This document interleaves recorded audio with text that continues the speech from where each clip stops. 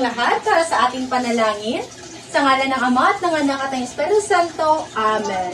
Magandang araw mga bata. Kamusta kayo? Kamusta po ang mga buhay ninyo? Magaling! Pinagagala ko pong marinig mula sa inyo. At bago kayo magsiupo, pakipulot mo muna ng mga basura na nasa ilalim ng inyong mga upuan na sa ganon ay mapanatili nating malinis ang ating silid-aralan. Magsiupo ang lahat. Maaari ko bang malaman sa inyo kung sino ang lumiban sa klase natin ngayon? Mabuti, dahil ang ating tatalakayin ngayon ay napaka-importante. Ngunit bago ang lahat, magkakaroon muna tayo ng isang awitin. Gusto nyo ba yon? Mabuti. Pag sinabi ko po, handa na ba kayo mga magigiting kung mag-aaral? At sasabihin nyo po, aba, handa na po. Handa na ba kayo mga magigiting kung mag-aaral? Magaling, tayo ay mag-awitan. Tayo ay sabay-sabay mga mag-aaral. Tayo ay nandito sa paaralan.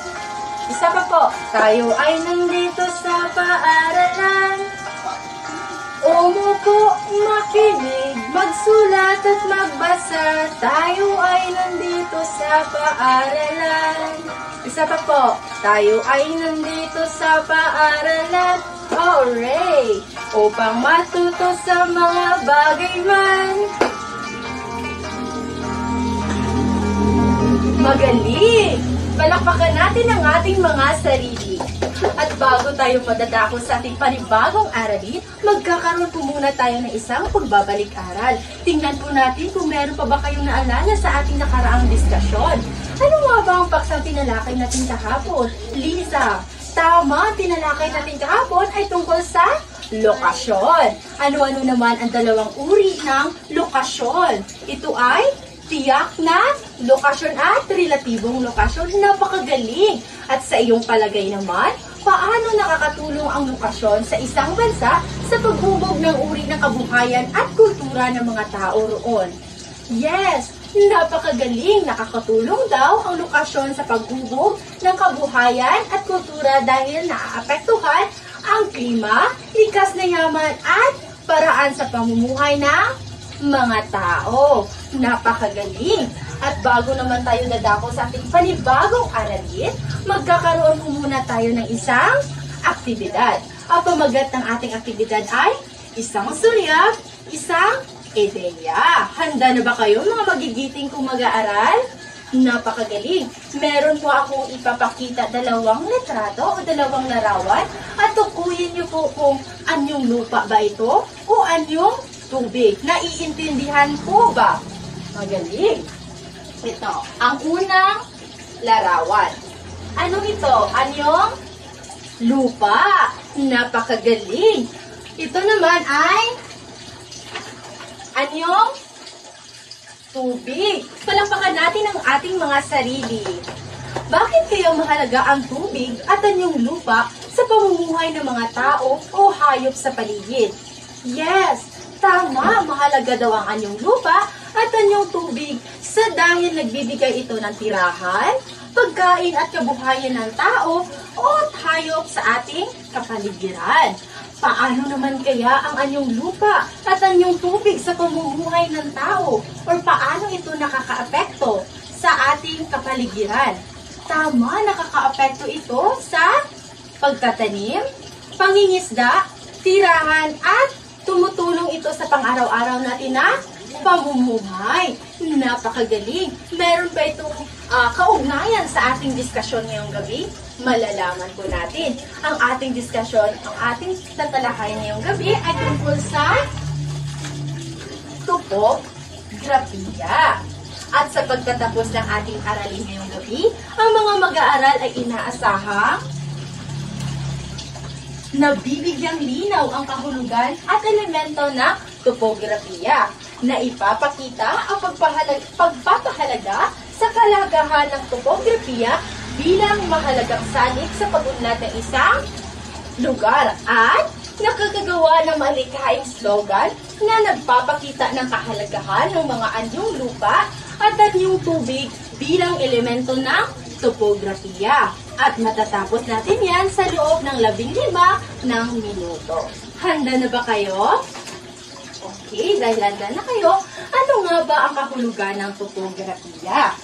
Mga bata, ang kahulugan po ng topografiya ay tumutukoy sa pag-aaral at paglalarawan ng anyong lupa at anyong tubig sa isang lugar, pati na rin ang kanilang hugis, taas at lokasyon. Sa madaling salita, ang topografiya po, ito ay tumutukoy sa dalawang uri ng anyong lupa at anyong tubig, pati na rin ang kanilang hugis, taas at lokasyon. Ilan sa mga halimbawa nito ang mga bundok, bulubundukin, lawa at iba pa. Ngunit meron po dalawang uri ang topografiya, mga bata, at ano-ano yon?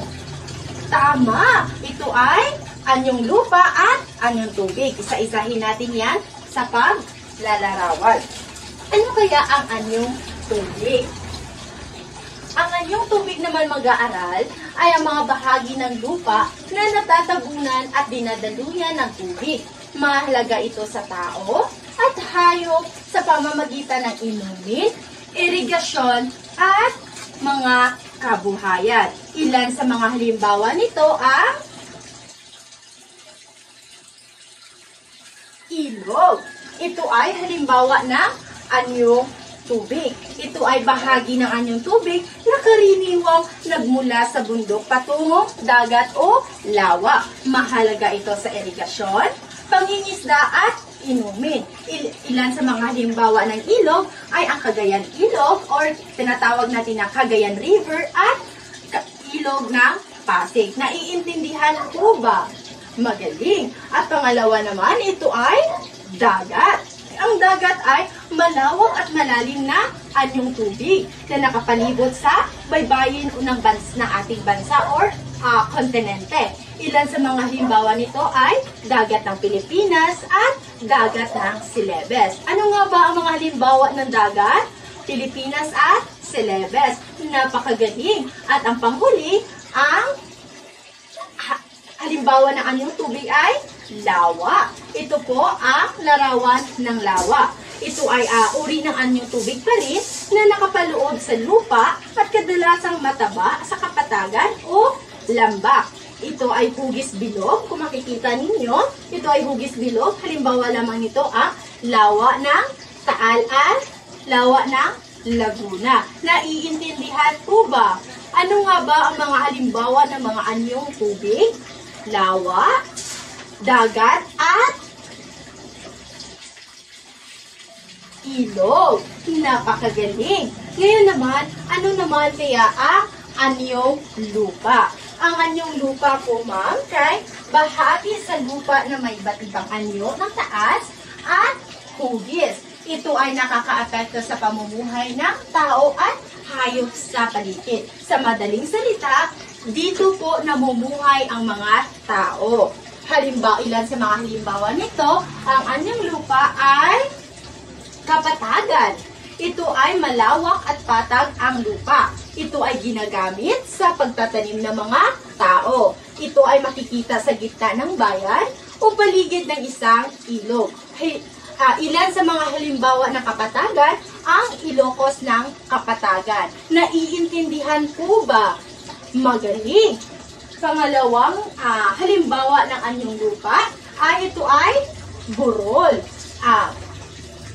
Ito ay isang bahagi ng anyong lupa na binayad at taas at mababa kaysa sa bundok at may malumanay na dalisdis. Ito ay hugis banayad at bilugan.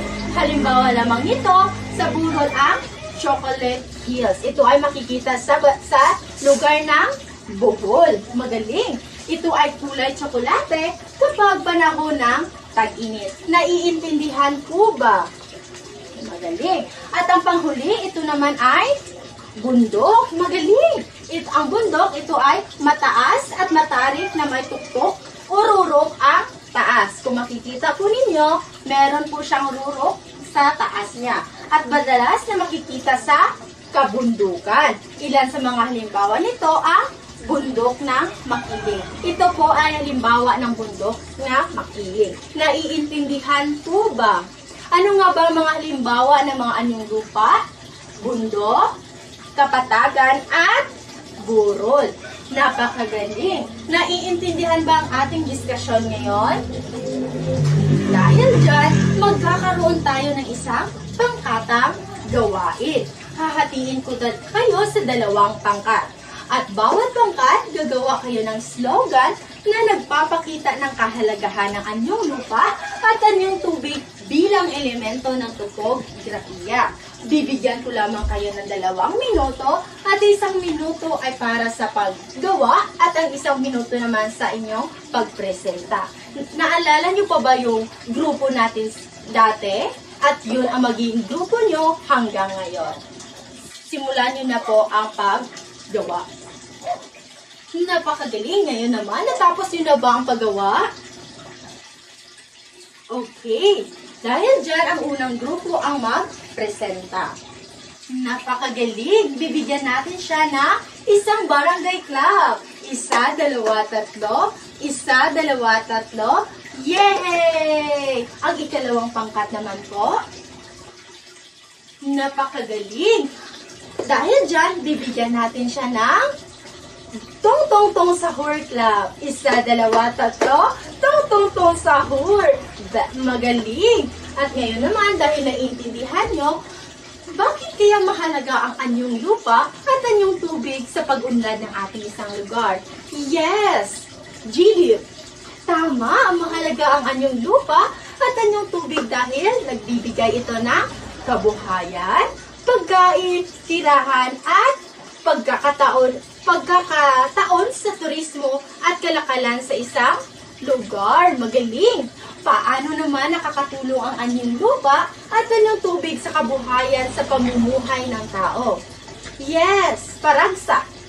Nakakatulong ang anyong lupa at anyong tubig sa pamamagitan ng pagkain, tirahan, transportasyon, at anak buhay tulad ng pagsasaka, pangingisda at turismo. Talagang naiintindihan talaga ninyo ang ating diskusyon ngayong gabi. At paano naman ninyo maipapakita ang bawat isa sa pagpapahalaga ng mga anyong lupa at anyong tubig sa inyong komunidad? Yes, Dave! Tama na ipapakita ang pagpapahalaga ng anyong lupa at anyong tubig sa pamamagitan ng pag-iingat sa kalikasan, hindi sa pagtatapon ng basura kahit saan, at pagtatanim ng puno sa bundok at pagrerespeto sa ating natural na yaman sa ating komunidad. Magaling, talagang may naintindihan talaga kayo sa ating discussion. Ngayon naman, dadako tayo sa isang pagtataya. Pakikuha po ng isang kapat na papel at kayo ay sagutan ninyo ang ating pagtataya. Isulat lamang po ang tamang titik ng inyong sagot sa isang kapat na papel. Tapos na ba po? Pag-ipasa naman po ng mga isang kapat ng papel ninyo sa harapan at para naman po sa inyong takdang aralin, bawat pangkat ay maggumawa kayo o gagawa kayo ng isang collage na nagpapakita ng 3 halimbawa ng anyong lupa at anyong tubig. At sa tabi naman ng larawan niyan, ipapakita o ipapaliwanag ninyo kung ano ang hugis nito, taas at lokasyon nito. At ipasa niyo ito sa susunod natin na pagkikita. Naiintindihan po ba? Kailan ipapasa? Sa susunod natin na pagkikita. At dito nagtatapos ang ating talakayan ngayong gabi. Naway may natutunan kayo sa ating diskusyon. Magsitayo ang lahat sa ngalan ng Ama, ng Anak at ng Espiritu Santo. Amen. Paalam at maraming salamat po mga mag-aaral.